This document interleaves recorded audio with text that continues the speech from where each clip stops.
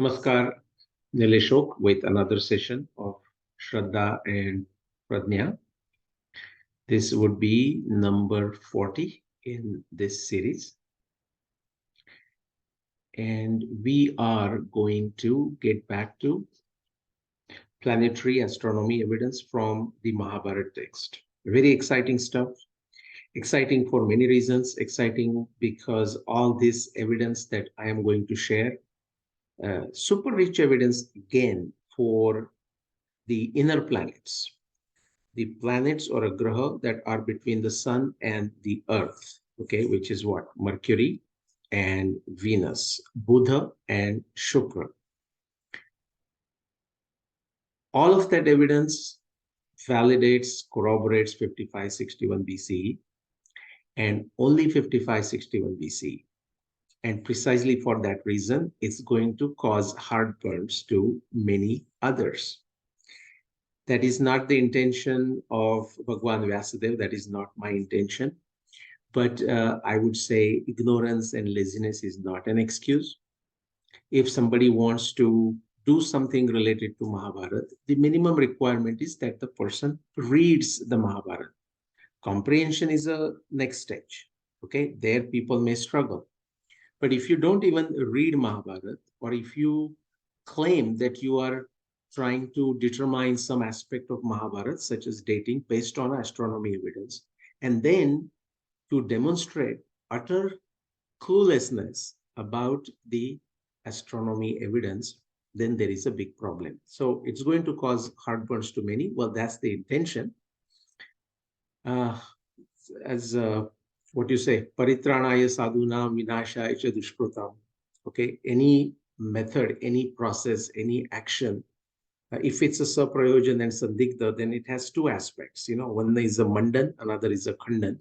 Sowing the seeds and but also removing the weeds. So that is the process we begin. We do this with a shraddha and a pradnya.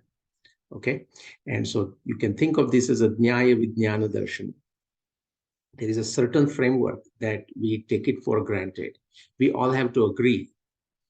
Now, not purely on a shraddha, but just because we do not want to digress from a subject, we just take it for granted. For example, that if we are trying to determine something about Mahabharata, then Mahabharata text is our primary source. Now, people may disagree with this, then we just ignore them. Okay, I mean, they don't even have the basic understanding, then there is no point even wasting time with them. So that's what I mean by Shraddha. So some things are to be taken for granted, not because we blindly want to take it for granted, but because if we start with where Manu began, okay, or in the Western part, Western context, you say Adam and Eve began, then there is no hope for us to progress any more than, for example, Manu could do or Adam and Eve could do. Okay, and that's why we take certain background knowledge as established. That is not to say that we cannot challenge it, and we are going to look through this series how we can challenge certain things. But if you have a confusion, you need to assess that first, you need to resolve that first before going further. All right, very exciting stuff here related to Venus and Mercury, their descriptions from the Mahabharata text, and how they corroborate 5561 BC and how they corroborate only 5561 BC and no other date. Something slightly different in terms of understanding the dynamics in comparison to the other planets, outer planets or superior planets that we looked at. So Mars, Jupiter, and Saturn predominantly. Of course, in three specific cases, when 7 planets were described doing something at the time of Mahabharata war, in the context of a sun or in the context of a moon, we did look at, as an inferential logic, we did look at Mahabharata author Vyasadeva being aware of these 3 planets, Uranus, Neptune, Pluto, which are not visible to the naked eye. But other than that, we usually don't see any descriptions of them. In fact, there are no descriptions other than indirect reference to 7 planets doing something with respect to sun or moon. But The visible planets, our visible outer planets, Mars, Jupiter, and Saturn, we looked at some of their dynamics. For example, when they are in opposition as in the sense opposite of the sun, more or less, that's when they go retrograde. That is when they are closest to the earth. Okay, we looked at that. Somewhat similar dynamics, but in the opposite direction is what we are going to uh, experience when we look at the inner planets, which is Buddha and Shukra, or Mercury and Venus. So imagine this is the sun at the center, and then we have, let's see, yeah, then we have, just right now, imagine this as one planet, okay? It doesn't matter which one, so to say. So we have here Earth. Okay, so this is the orbit of the Earth, and only one planet is shown inside. This planet could be for Venus or could be for Mercury. The point being, it is a orbit of a interior or inferior planet. What's going to happen is that the inner planets are going to move much faster around the sun. Okay, their orbital periods are much shorter in comparison to the Earth. So they are going to make rounds there. And while they do that, sometime the planet will be on the same side as the Earth with respect to the sun. And that is known as inferior conjunction. Again, you generally, to understand Mahabharata evidence, you don't need to know this. But some of you who may be a bit more curious, may be willing to put their own efforts in understanding the nitty-gritty details of astronomy for their benefit. So this is inferior conjunction, and that same planet, as it goes around the sun, it could be on the other side, and that is a superior conjunction. Now, because sun is very bright, what's going to happen? When the planet is in the inferior conjunction or in that region, or frankly in the superior conjunction, we are not going to see that planet from the Earth. In fact, we should not even make an attempt to look at that planet. Why? Because we'll be essentially looking at the sun, and if you are not careful, and if you directly look at the sun, you can actually damage your eyes forever. Okay, so don't do it. Now what happens when the inner planet, whether Venus or Mercury, with respect to the sun and earth axis, it's deviated from it, okay? On the two sides, it can happen when it's visible to us from the earth after sunset, or it so happens that it's visible to us uh, from the earth, of course, before sunrise. Okay, those are the only two possible time windows when we can see these inner planets. Now, between the two, there is a difference, of course, right? And I'll just talk about that. So become comfortable with superior conjunction, become comfortable with inferior conjunction. Something else, these planets also are going to show the retrograde behavior, which is a apparent turning back with respect to nakshatra reference frame as seen from the Earth, the way we saw this for Mars, Jupiter, and Saturn. These planets will also do that. When do they do it? When they are in the inferior conjunction to the Earth, which is to say, when they are between the Sun and the Earth. Okay. All right. What else I want you to know? Oh, there's something else. And when they are from this Earth to Sun axis, when they are farthest away, we can call this the greatest elongation. Okay, so when they deviate from this Earth Sun axis, that's when we can see them. At some point, it becomes possible for us to see them when they are sufficiently separated from the sun. And why is that important? Because if we are going to see this planet after sunset, so we want the sun to set and still this planet above the horizon, then only we can see it. And on the other side, we want to observe this planet before sunrise. So therefore, we need a the minimum level of separation. But when that separation is at the highest, greatest, whatever the word you want to use, we call this greatest elongation. Okay. Now remember, we will see one greatest elongation on the western side, which means what? We will see this inner planet after sunset. And when we have the greatest elongation or elongation on the eastern side, we are, am I saying this right? No, I said it wrong. Okay. When we have the greatest eastern elongation, okay, we will see this planet after sunset. When we have elongation or sufficient elongation or greatest western elongation, we will see this planet before sunrise.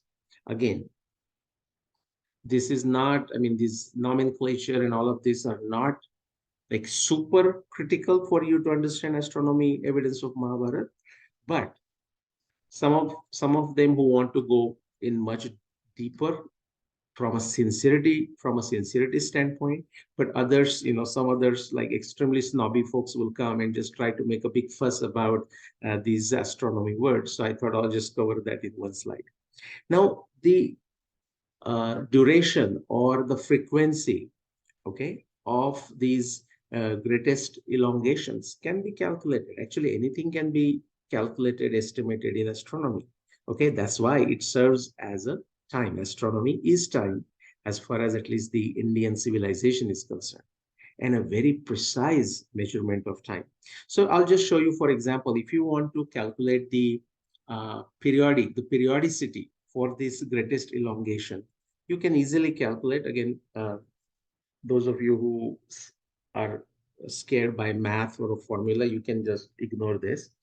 So let's say that T is the time and when something is going to happen. So 2 pi by omega, and let's not go too much deep into that, but just think of this as we modify that time, trying to calculate the periodicity or the frequency of the occurrence of that greatest elongation for any planet, depending on which planet you're looking at and from where you're looking at, which is of course Earth.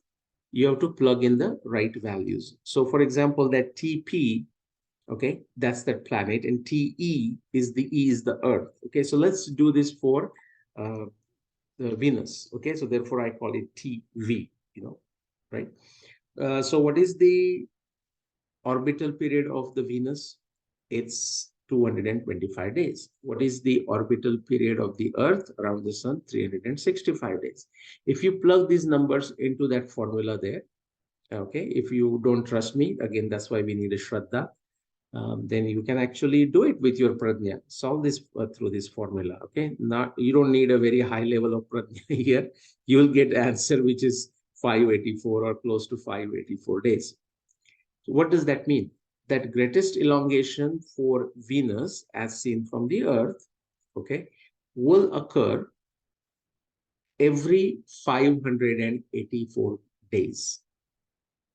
Okay, that's how we calculate it. Now, keep in mind, these are mean calculations. These are very crude calculations, okay? It assumes a lot of things. Remember, there we are doing 2 pi r, like a perfect circle. We know that these planets don't go in a perfectly circular orbit, neither Earth, nor Venus, nor Mercury, nor Mars, Jupiter, or Saturn. That's one.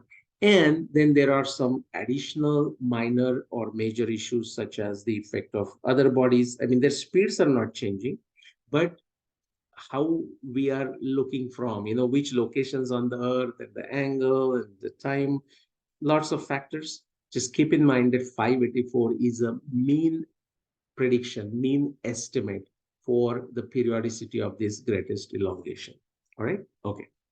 Or any specific behavior that you want to see, still that number would be same. The mean period for certain situation to reoccur is 584 days in case of Venus for a visual observation as seen from the Earth, and you can calculate for any other. Now, look at the scenario here. Okay, so imagine this is the horizon. Okay, this is the horizon. Sun has gone below the horizon. I have shown you many such similar scenarios. Literally, the sun goes below the horizon, and now these are the planets. And why do I do that? Because that is when the planets would be visible, easily visible or would be visible. The other time is before sunrise. So either we show a scenario before sunrise or before or after sunset, right? So now what happens is in this particular scenario, what we will say is that the two planets, which is to say Venus and Mercury in this case, are shown at the eastern elongation, which is to say what? Sun has set and these two planets are still above the horizon. So they are to the further east of the sun. Okay. And naturally, because Mercury is the closest to the sun, what do you see? The Mercury is going to be very difficult to observe. Not that we don't observe, but very difficult to observe. Why is that? We cannot observe it until the sun is set, or if it's going to be, we just focus on this, like sunset, okay, only this situation. So we cannot observe it until sun sets, both for Mercury and for Venus also, but Venus may be kind of visible. Now, there is another critical issue with Mercury. As soon as sun sets, you want to watch Mercury if you want to observe Mercury, but it's not going to be there for that long time. Why is that? Because when it is at its greatest extension, okay, the greatest elongation, the word used, it's an astronomy word, how far it is away from the sun? It is the maximum it can be away from the sun is about between 18 and 28 degrees. Okay. And as I said, that will change because we talk about the mean position, but there is a variation around it depending on too many factors in astronomy beyond the scope of this discussion. So the variation, the separation of Mercury from the sun is going to be between maximum separation, you can say, is going to be between 18 and 28 degrees. Let's turn that into nakshatra space. One nakshatra is a 13 degree. So 13 times 2 is what? 26 degrees. Okay. So maximum separation of Mercury that you're going to see from the sun is 2 nakshatra. And therefore, I keep on encouraging you guys to go under the clear skies, away from the city light pollution whenever that is possible. Become familiar with the yoga tara of different nakshatras and just have a physical sense, the visual sense for what is one nakshatra space. I mean, I say 13 degrees, but you have to get practically used to that in the sky. It's not a lot. So 2 nakshatra space is the maximum separation Mercury can have from the sun. So as soon as the sun sets, and assuming the position of Mercury is such that it is to the east of the sun, okay, and sufficiently separated from the sun, okay, you want to watch it, you want to be ready, you want a clear sky, you want a clear location, altitude where you are, and so on and so forth. Many factors have to come together in order for you to visually observe Mercury. So imagine doing multiple observations of Mercury to know more about Mercury. And Indian astronomers have known the exact periodicity of Mercury, orbital period of Mercury, thousands and thousands of years ago. Indians also had never a confusion about is this Mercury a one planet or two planets? Now you would say, what do you mean? I mean, who would have that confusion? Oh, well, then you want to, if that fascinates you, definitely you should read Western astronomy. Not until not that long ago, but Greek times. I mean, we are just going 2,000 years ago, 2,500 years ago, which is not that long ago if you consider the antiquity of Indian civilization. Greeks, for a long time, and within their times, they finally figured out that Mercury is not two planets, the one that you see before sunrise sometime and the one you see after sunset sometime. But they realize it is the same planet. Okay. Now we are talking 2,500 years ago. And guys, the reason I just mentioned that is these are the same Greeks that someone like Professor David Pingree, late David Pingree, a professor of exact sciences at one of the Ivy League school, Brown University, claims that these Greeks gave astronomy, the science of astronomy, to Indians. And that is still the mainstream, okay, mainstream narrative in the entire academia. West just continues to do it because India is not the center of their attention. Plus, the many, not all, but many don't like feeling like, oh, India, the brown guy gave us the astronomy. And many in Indian academia are utterly lazy. I mean, who is going to make this change, bring this change? They are, I mean, I'm saying lazy. Maybe they are busy doing something else, but education or the syllabus or textbooks. So nothing changes, right? So guys, I bring this point because you keep on asking, okay, how are we going to change? When are we going to change the textbooks? Like people ask me, when are you, Nilesh, going to change the textbook? And I say, what authority do I have? What resources do I have? All right. Of course, there needs to be willingness, but there needs to be a lot more, that we need a resources, we need a team of experts, we need intelligent people who can agree on certain things and move further. So guys, wherever you are, do what you can in your own way, become activists. Don't be lazy. Don't expect somebody else is going to come and do it. Do not think that you just vote a politician and then your job is done. No, you are in fool's paradise. Ditto for Venus. Now, with Venus, because the maximum elongation, the elongation that you can see, or the greatest elongation, is going to be about 45, 47 degrees. Okay, that's again the variation, not a lot, a lot of variation. Now let's do again multiplication. Okay, so if you do the multiplication, if you know the multiplication table of 13 and some odd number is the one nakshatra space. For simplicity, we take 13. So what does that 45 or 47 degrees represent? It represents more than 3 nakshatra space, between 3 and a 4 nakshatra space. Okay, a lot better scenario in comparison to Mercury. So therefore, if I ask you, this is not interactive in that fashion, but how many of you have seen Venus? Most of you will able to say yes, because even after sunset, Venus, when it is seen, it is to the east of the sun and therefore seen after sunset. It's there for some decent amount of time. Okay, it's very bright also, so not like much knowledge is required to identify who is Venus and so on. But these are the inner planets. These are their extreme or the greatest elongation that we can notice. Mercury is very difficult to observe because of its proximity to the sun, and it's kind of going back and forth, back and forth. In the orbital period is 88 days and so on.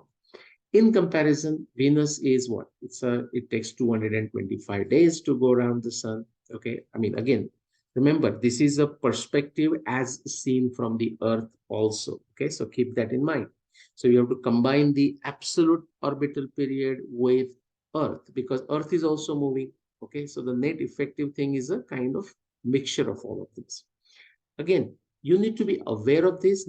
You don't need to know all the numbers and the nitty-gritty details, but don't just say, oh, why did it do that? Well, go to Google. Okay, get some decent book on astronomy. These days, even the book is not required. I mean, you just go to Google and start typing the question. As long as you know how to even type a question in a search field in Google, you'll be amazed the amount of information that is out there. Okay, all right. So that's the scenario there. Now what we are going to do, I'm going to quickly walk you through the astronomy evidence from the Mahabharata text, first for Mercury and then for Venus.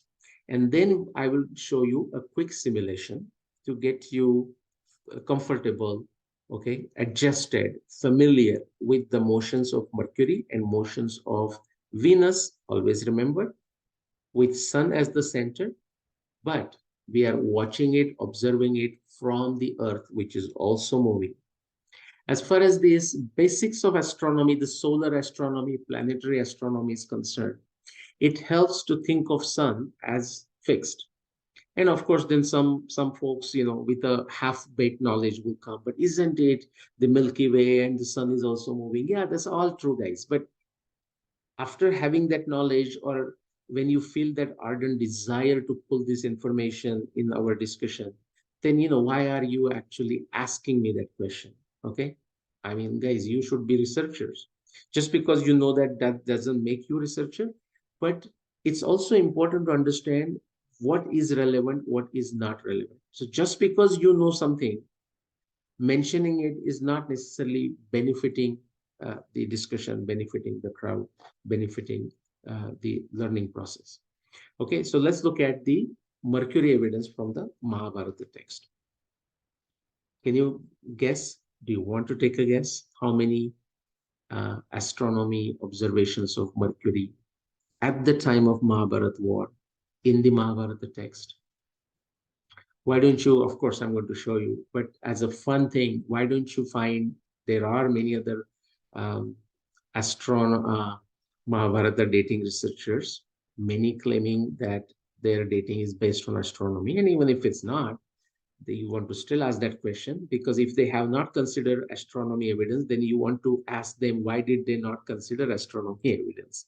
Okay, it will tell you a lot about the state we have for the Mahabharata dating research around the world and within the Indic side.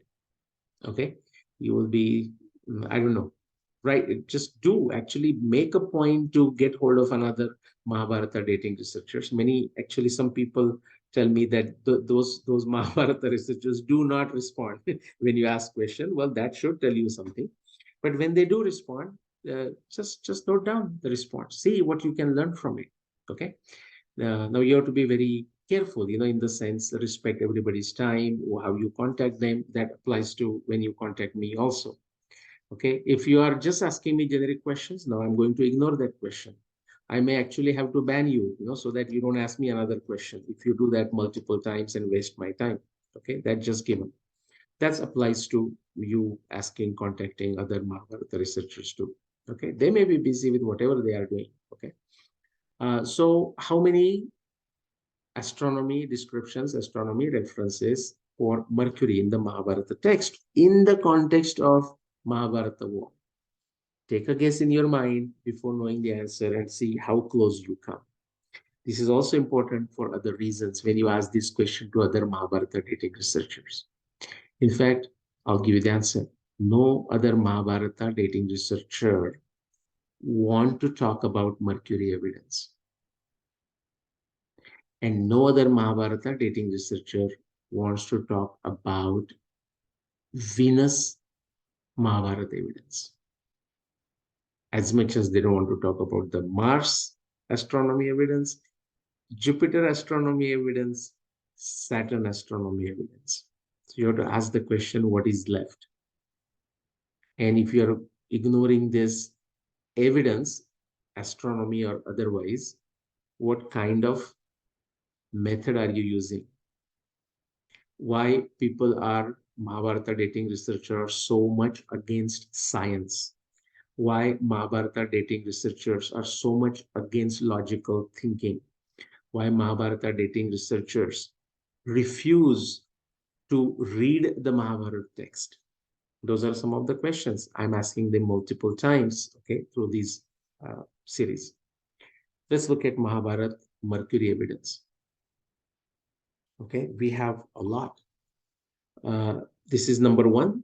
We're not going to the details of it. That's what we have to do few episodes. Trishu Purveshu Sarveshu Nakshatreshu Vishampate Buddha Sampattate Vikshnam Janayat Samud Janayansu Mahat Bhayam. Okay, sometimes the way Sandhi is done and the word come together and it's difficult to read.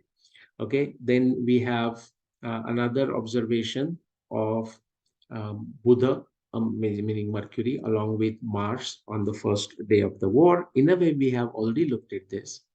We have another observation of Mercury with Venus on the 9th day of the war. We have not looked at this. We have another observation of Mercury with Saturn, or it appears to be with Saturn. We will actually go look at this when we analyze this on the 9th day of the war. Let's see, on the 14th day of the war, we have Buddha with a Shukra, which is to say Mercury with Venus. Then we have on the same 14th day of the war, again Buddha with Venus Buddha with Mercury. Now Buddha, Mercury with Venus, that is Shukra. Now here, instead of Shukra, the reference used is the word used is a Bhargava. Okay, Bhrigu, planet of a Bhrigu. Okay. Then on the 17th day of the war, we have again reference to Mercury after sunset. Okay. So Hate Karne Saritona Prasanno, after the death of Karna, Jagam Chastam Cha Astam Savita Divakar, after the sunset.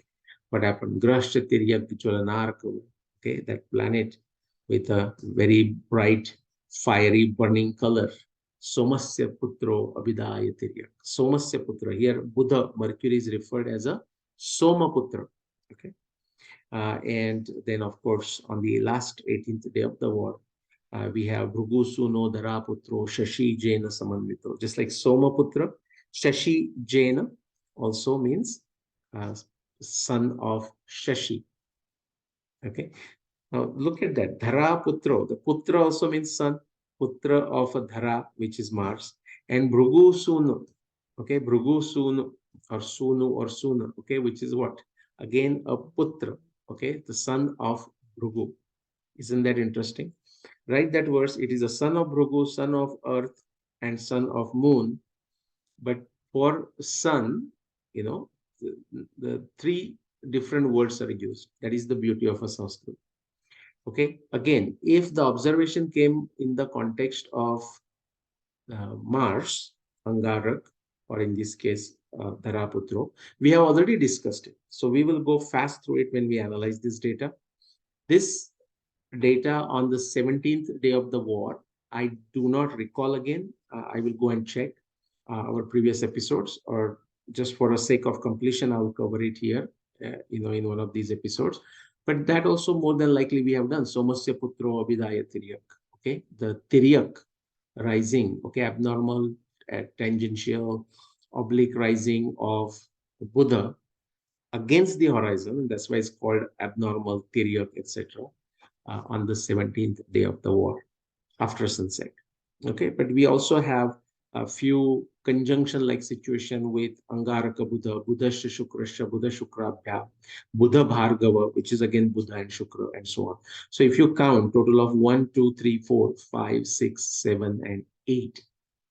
8 astronomy descriptions, astronomy observations of Mercury at the time of Mahabharata war given in the Mahabharata text. 99%, and I'm just being very euphemistic, so I'm not saying 99.99, but that's closer to the truth. 99+% of all other Mahabharata dating researchers are simply not even aware of this evidence, number one. And those who are aware of this evidence, they dare not talk about this evidence, they dare not discuss this evidence, and definitely they cannot show how this evidence matches, validates, corroborates their year of the Mahabharata war. Now you decide the state of Mahabharata research. Okay. All right. Now let's go to the Venus evidence. We have, some of the evidence is going to repeat, because if it was a conjunction-like scenario with Buddha, or conjunction-like scenario with a Buddha and a Mars, then that evidence will repeat, because that particular evidence description also belongs to Venus. So there is a repetition of that. But we have to, for analysis purposes, we have to treat that as a separate. Okay, because this is in a scientific language or in a design language, this brings additional constraints. It's not sufficient that the Mercury, the Buddha, is in some place, but it also needs to be in the vicinity of Mars, or in the vicinity of Venus, and so on and so forth. So that brings additional constraints. The corroboration or validation becomes that much difficult or impossible. And precisely the reason why other Mahabharata researchers will not talk about it, because they cannot demonstrate this to be the case as described in the Mahabharata text at the time of Mahabharata war for the year they are claiming for the year of Mahabharata war. That is a scientific way of saying their dates are wrong. Okay, so this is one evidence. Let's see how many there are. Okay, the second one, again, we saw. Now remember, this is a Shukra Angaraka. Now we have looked at it because we already went through the Mars evidence. Okay, the very first evidence we have not looked into this series. Then what do you see? This is a repetition what I showed you on the previous page. Buddhasya Shukrasya, that's why it's a repetition. This is also a repetition, Buddha Shukrabhyam. This is also a repetition, Buddha Bhargava Yoriva. And this one is also a repetition where three planets, Bhrugu Suna, Venus, Dharaputro, Mars, Shashi Jaina, Mercury, were Samanvito. They were in the vicinity of each other on the 18th day of the war. Okay, so 1, 2, 3, 4, 5, 6. Remember, there is repetition, but as far as purely looking at Venus, we should look at any time Venus shows up into a description. When we are looking at a pure evidence for Mercury, anytime Mercury shows up, Buddha shows up, or alternate name of a Buddha, we should grab that. That is a scientific principle or a evidence, pramana principle, pramana rule 101. Otherwise, you are immediately getting into a cherry picking fallacy. Okay, so 8 references there for Mercury, 6 references here for Venus. Now remember, there is an overlap, right? So let me quickly do the summary and I will show you a quick demonstration of some of the motions of Mercury and Venus, and we'll stop. So in summary, Mahabharata text has rich evidence for the positions and descriptions of Venus, 6 of these descriptions, and Mercury, 8 of these descriptions in the context of the Mahabharata war. Now, 6 of Mercury and 5 of Venus descriptions are about these grahas being in the vicinity of other grahas, which what I call conjunction-like situation. Now, why did I say conjunction-like situation? Because again, people with a half-baked knowledge, they just know the word conjunction, just like, they know certain words from their astrology study or astronomy study. They'll say conjunction has to be within these degrees. Guys, is Mahabharata text saying that? No. What kind of words Mahabharata uses? Mahabharata uses words such as samanvito, okay, samabhavat yuddham, okay, or sahito buddha shukrabhyam tamo nignan yathashashi, near, in sahita, together. Now when it says together, it's not giving a specific degree. This is very important to understand. Something else. Now, if an ordinary person asks that, that is equally bad. But you can say, well, hey, this is not meant as a conjunction, this is this.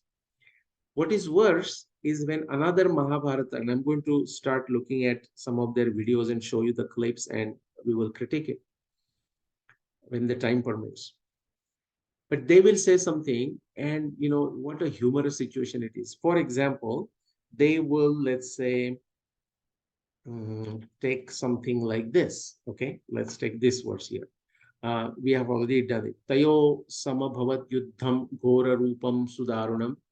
Okay, ikshitru priti janana shukra angaraka yori. Now, because they don't discuss this evidence, which is what? They just lost the game before even the whole competition began. There is no competition. And I say that there are many competitors for different dates for Mahabharata war. As far as 5561 is BC is concerned, there is no competition. So when they will try to argue against this reference, I mean, I don't know how they argue against. I mean, why are they arguing against the Mahabharata text and Krishna Dvaipa and Vyasa? But then they will say, oh, the Nilesh is supposed to show this, but he couldn't show this. Of course, this is shown beautifully. Anyone has to go back, look at the Mars evidence, or just do your own simulation. But what is so humorous and ridiculous is that they think it is me who have to show how Shukra Angaraka are together, which is to say Mercury, sorry, not Mercury, forgive me, Venus and Mars are together at the time of Mahabharata war on the first day. Why is that? Because I extracted that reference from the Mahabharata text and they are so ignorant and lazy that they don't even know about it. No. How stupid and ridiculous. Anyone who wants to or claims that he or she has done the dating of Mahabharata using astronomy evidence or not astronomy evidence, because this is not a choice left to you guys, left to anyone. If you are trying to determine the dating of something, and if the evidence exists, and if the science and technology of our time is advanced enough to take that evidence and interpret it and can objectively test it, then nobody has a choice. It's not, oh, it's my opinion, or I felt like not checking it. That's the kind of pathetic situation we have in this so-called research area of the dating of our epics. This particular observation needs to be checked by every single Mahabharata researcher who is trying to determine the date of Mahabharata.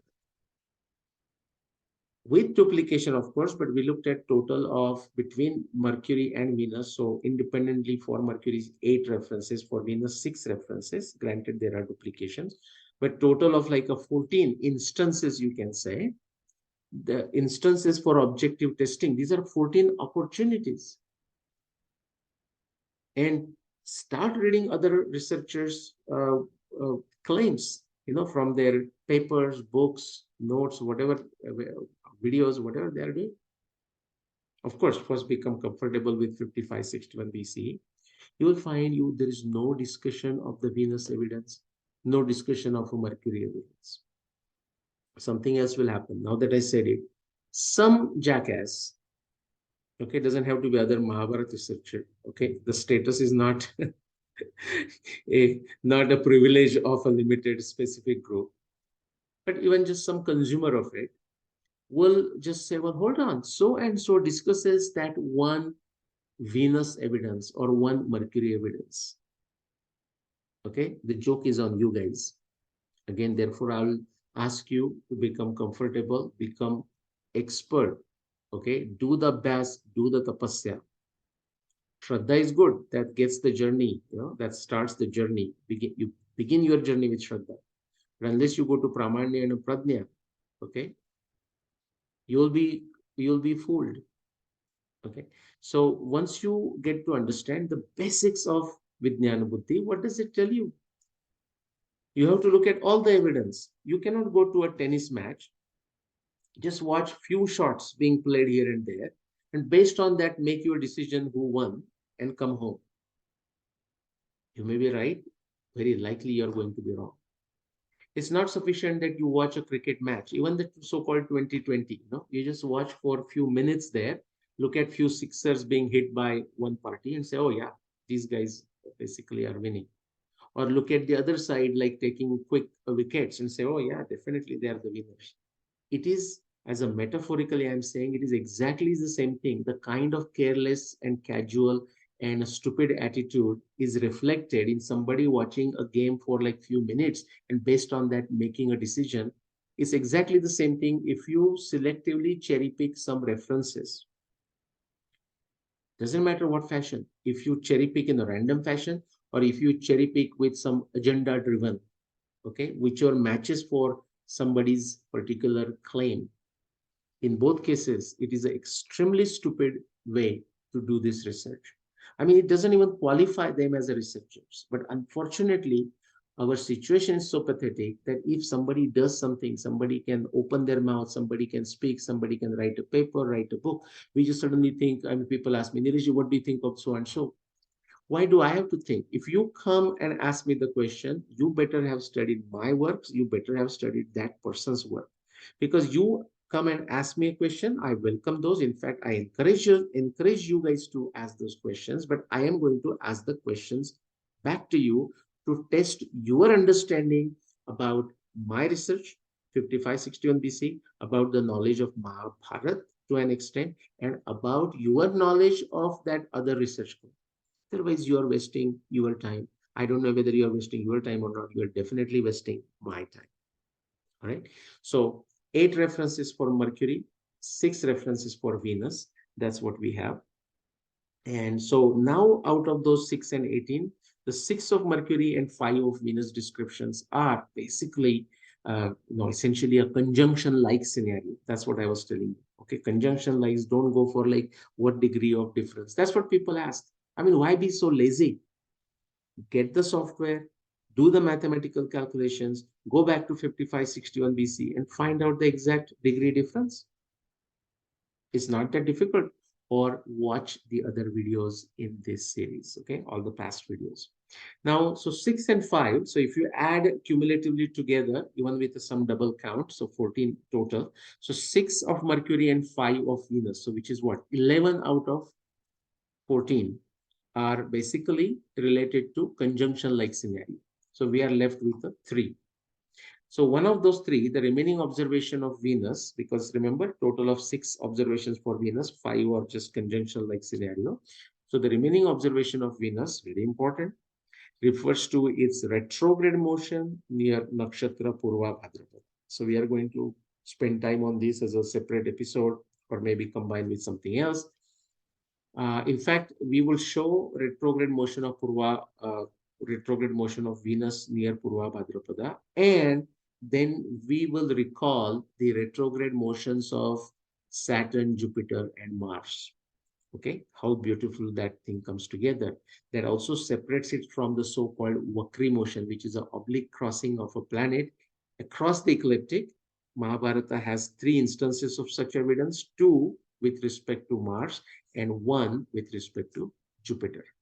Okay, so we will do that. What are there? 2 more remaining. The other Mercury, so out of 2 remaining Mercury observations, one of the Mercury description refers to it being to the east of the sun through 3 nakshatra space.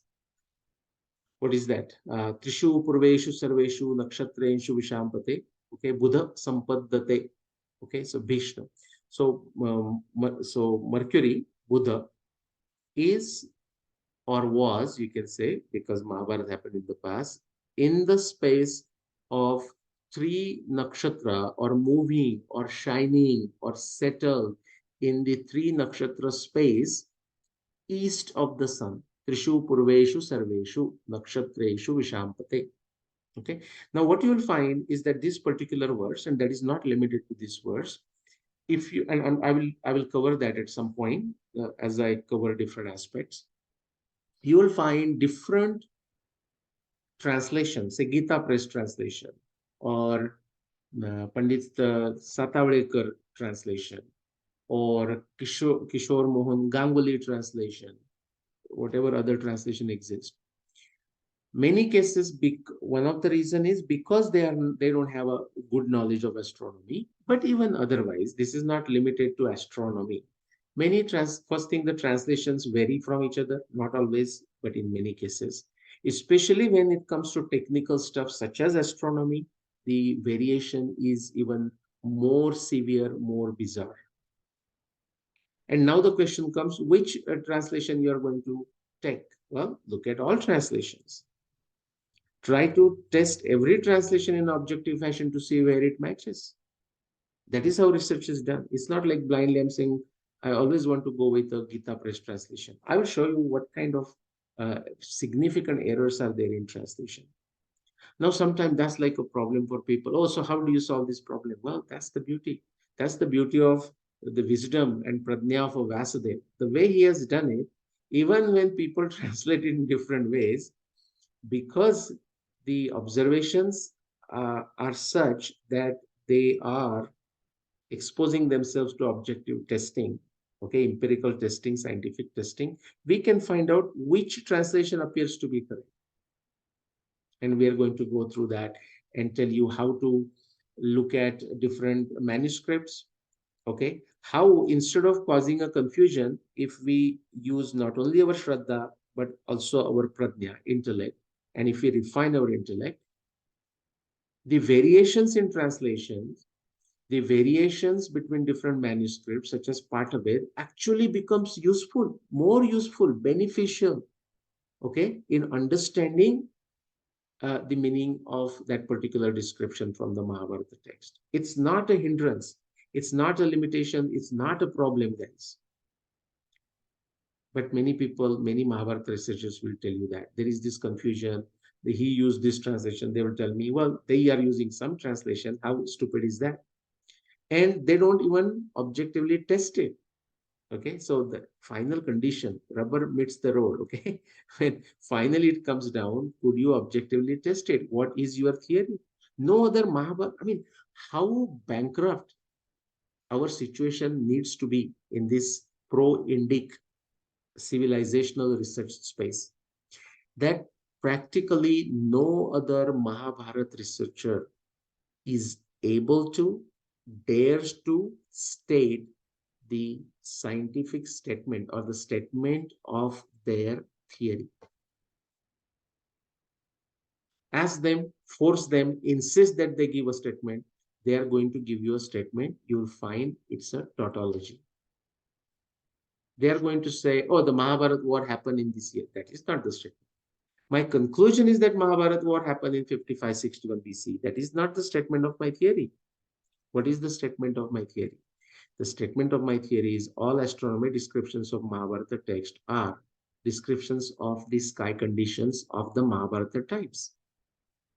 The actual, factual, visual observations of the Mahabharata times. In that statement, it is generic, it is universal, it is simple to understand. It makes all the astronomy evidence objectively testable. That is the litmus test of a scientific theory. Ask other Mahabharata researchers. You are going to get all kinds of excuses, running away, changing the goalpost, calling other folks names, all the fun. Okay, so one Mercury out of the remaining two, one Mercury description refers to it being only to the east of the sun through 3 nakshatra space. This particular observation, if you go to Gita Press, you're going to find one translation. If you go to somewhere else, you find another translation and so on. Do your own translation if you are not happy with any of those translations. In fact, even when the translations vary, test each translation to see can you make sense of it and can you test it. It's perfectly okay to say, yeah, as per this translation, it does not match for this particular year or your particular claim. So in my case, 5561 BC, but do that, okay? Okay, just watch and see how many people talk of Venus and Mercury observations. That itself, if you have some basic spark of a prajna, it should give you a lot of insights, not only about their dates, but about these individuals, okay, who pretend to be doing research in this space. Okay, so there is what's last remaining. The remaining observation of Mercury, so Mercury should add up to 8, refers to that Tiryak rising after sunset on the 17th day of the war. We briefly talked about it. We might have discussed it already. Somasya putra abhidaya Tilak. Okay, that's that observation. And I repeated myself enough time. No other Mahabharata researcher shows awareness of any of these Venus and Mercury descriptions. These 14 pieces of evidence corroborate 5561 BC and only 5561 BC. Now, somebody I was saying, and I think I digress, like somebody will say, oh, but that so-and-so Mr. Researcher X does discuss that observation of a Venus or that particular observation of Mars. Well, what is the next natural immediate question you ought to ask? The next natural immediate question you ought to ask yourself, because they are not going to respond anyways, is why is that particular researcher not discussing the rest of the Mercury evidence, rest of the Venus evidence, rest of the Mars evidence, rest of the Jupiter evidence, rest of the Saturn evidence?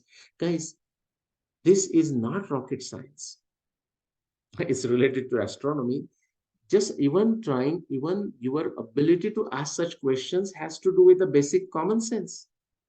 You don't need to be a student of science, and you don't need to have a degree or a course in logical thinking or Nyaya Darshan. It is that basic. And if it is not, whatever I'm saying, if it doesn't make sense to you, then start assessing yourself, okay, about your ability, your knowledge base before even reading my books or looking at the claims of other researchers. Don't go there. It's very premature. Okay, if this what I just said doesn't make sense to you, you don't see that as a common sense.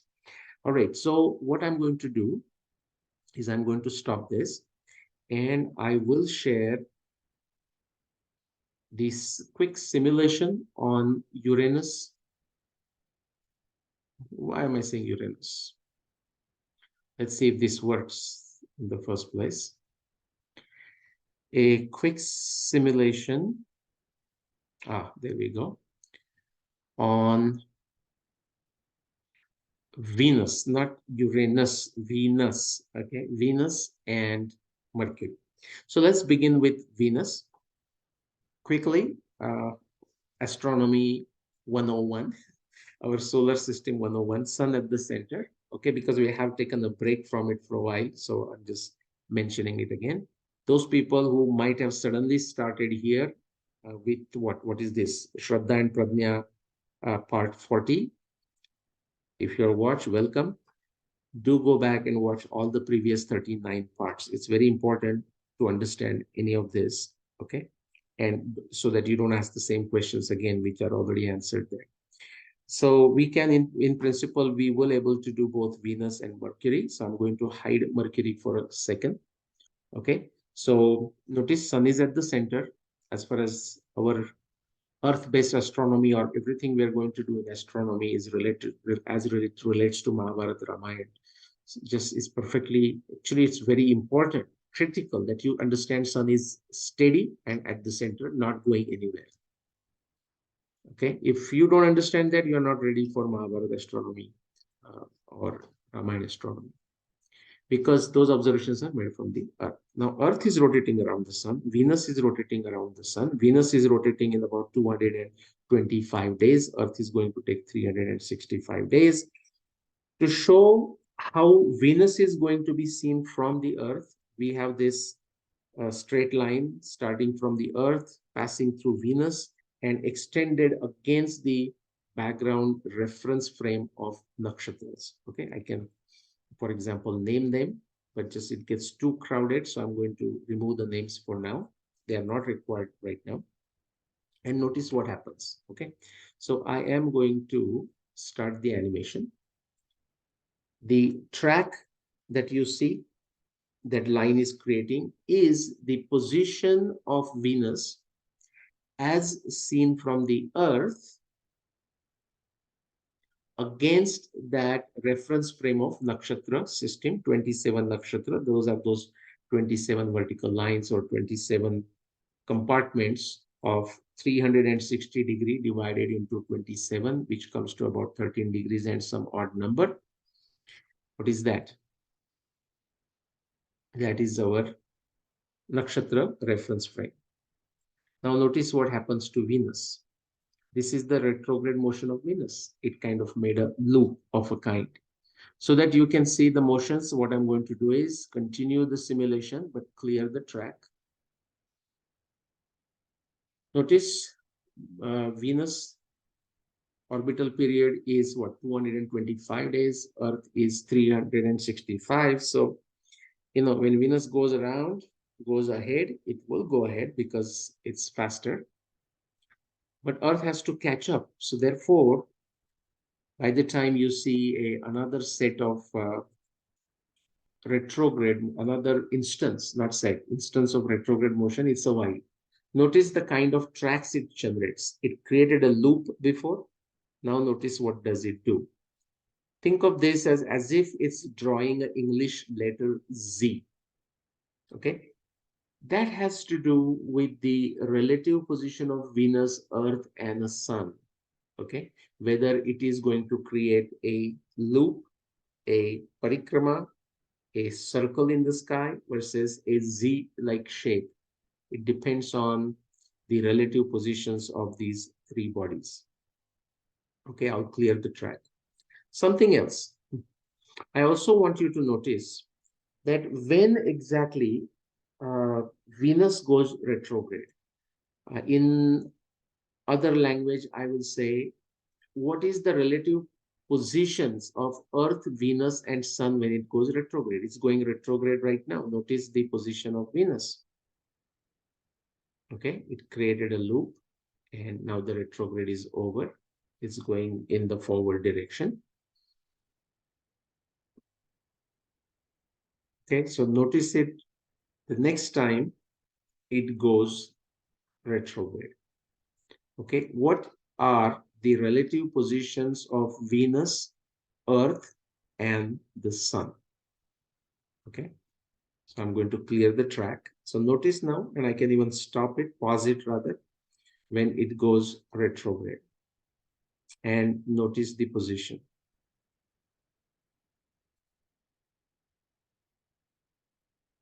Okay, now it is going retrograde here, so I'm going to pause it. What do you see? Notice that the position of Venus is closest to the Earth.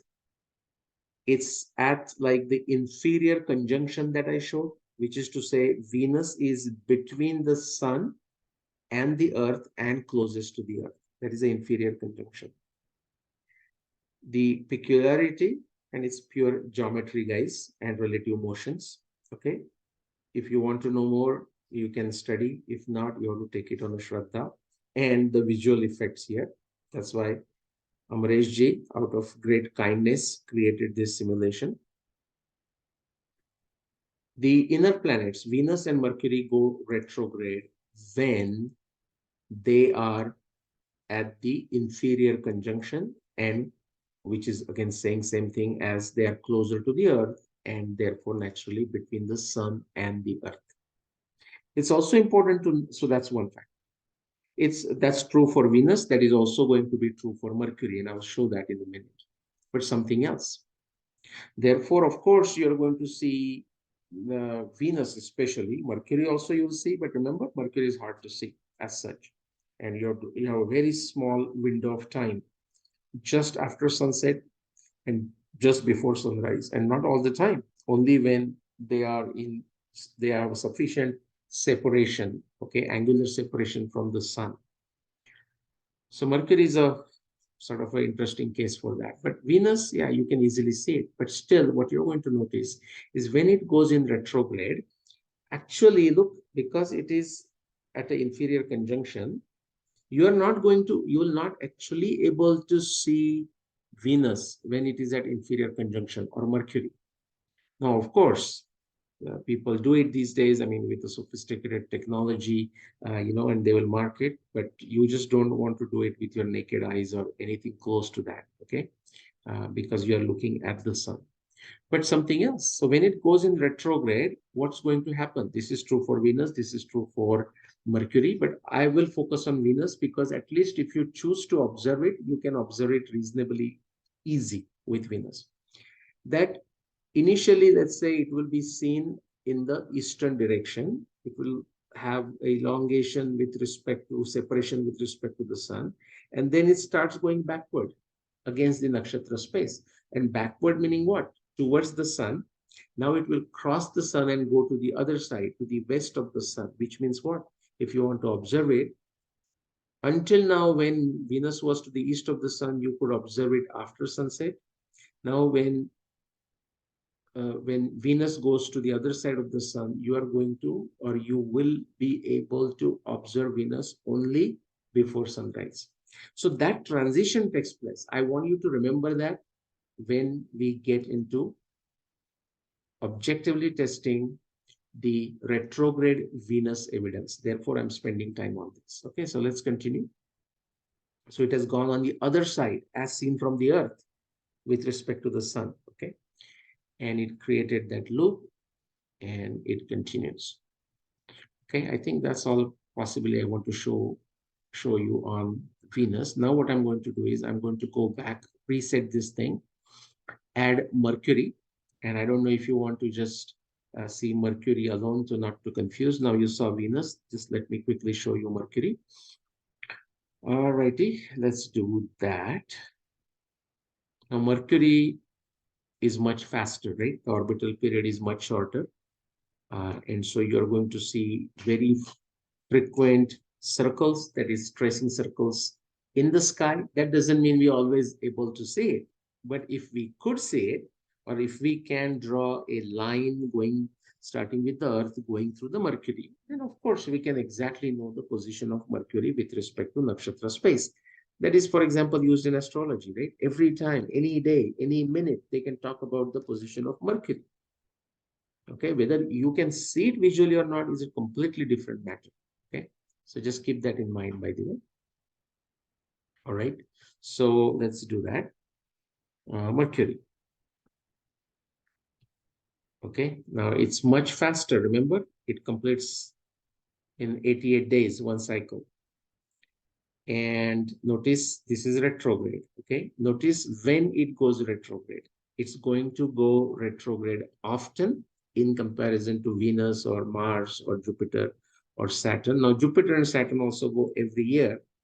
Okay, but here you can see the pattern like every few days actually, because its orbital period is 88 days, and almost every time it's going to do it.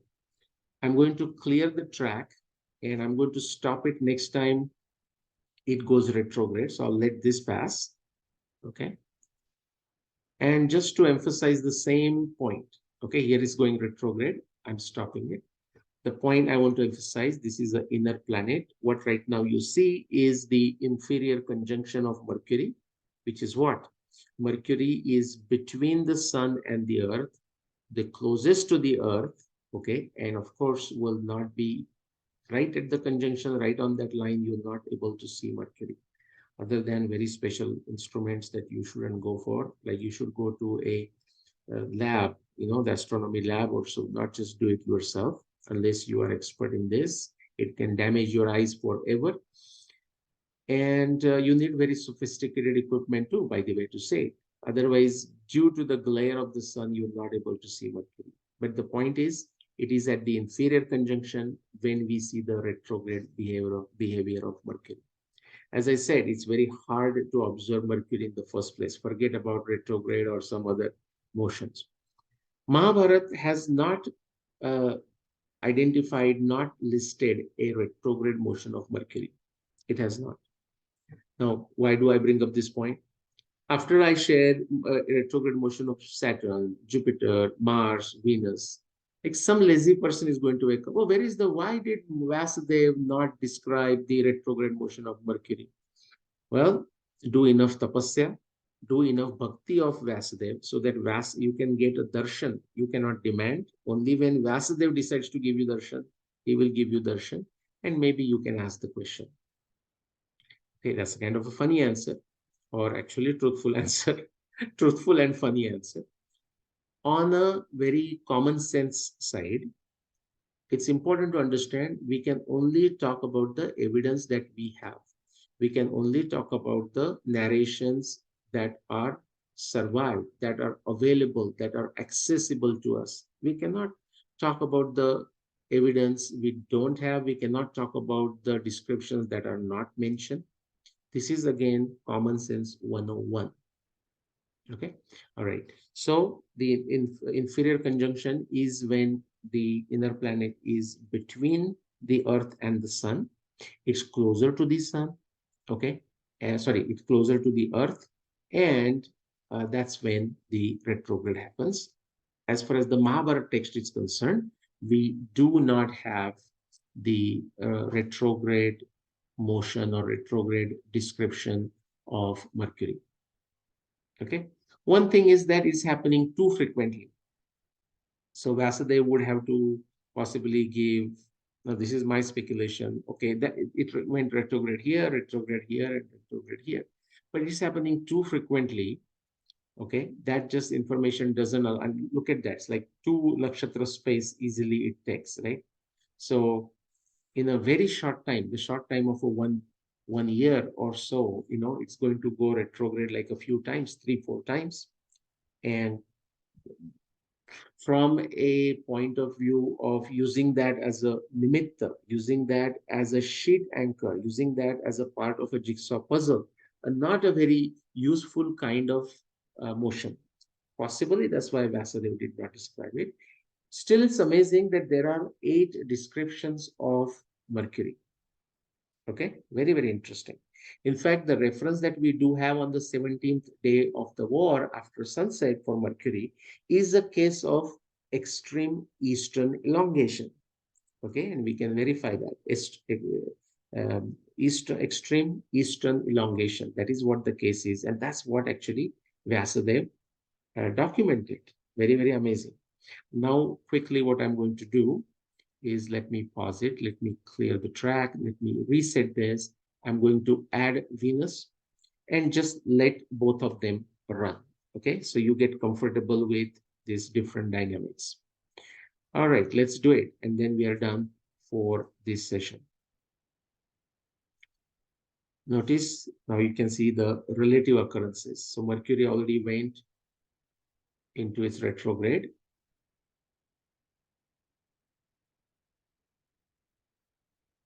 It went into its second retrograde, and Venus has not done its first until now. Mercury is ready to do its third. Okay, Venus has not done it yet. Now it's time for Venus. By that time, Mercury has already done fourth retrograde. Okay, so this kind of gives you some feel for relative motions of these planets as seen from the Earth, their inferior conjunctions, and frequency of their retrogression. Okay. All right, guys, that's it. So let me pause it. Let me reset and stop sharing with you. All right, so we are going to explore this Mercury and Venus evidence in the context of Mahabharata in the year 5561 BCE.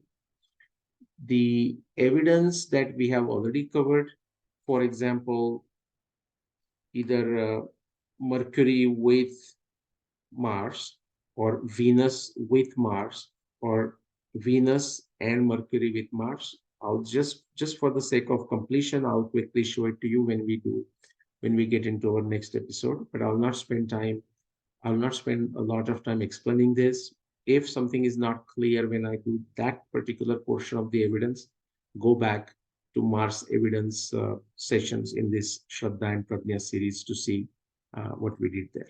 All right, I'll see you soon in another session of Shraddha and Prajna. Namaskar.